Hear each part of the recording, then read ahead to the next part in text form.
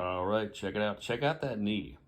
We're at 7 weeks. The hair's starting to grow back. That's a good sign. The scar is looking great. I got released to go back to work last week. I submitted my restrictions, and they said no bueno.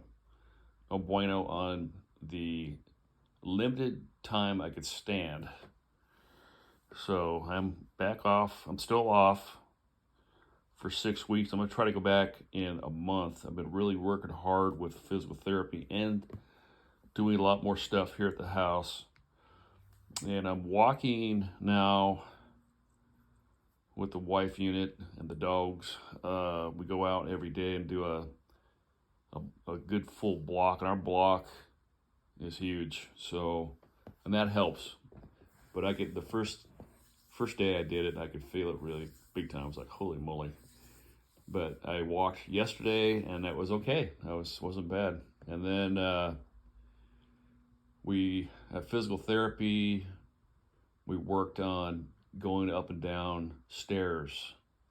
They have a loading dock behind their facility, and I was able to go up and down the stairs. And the therapist says, "Yeah, we got to work on that strengthening of your thighs still." So to this week, like today, it's Tuesday, day off of therapy. She gave me 2 instructions for my knee. She says, put your leg across a chair, put some canned soup in some socks, tie the socks together and lay it over the top of the knee, and that'll force the knee down with the weight. And then she said to work on my wall slides, but you could also do it with the slide as you get to the carpet, get that foot underneath the chair.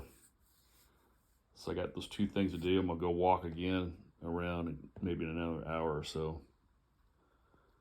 But yeah, it's going together good. I wish I was back to work, but then again, I wasn't ready to go, because my boss, with his wisdom, he goes, you know, the second knee is worse than the first knee when you get it done, and it takes longer to get the heal.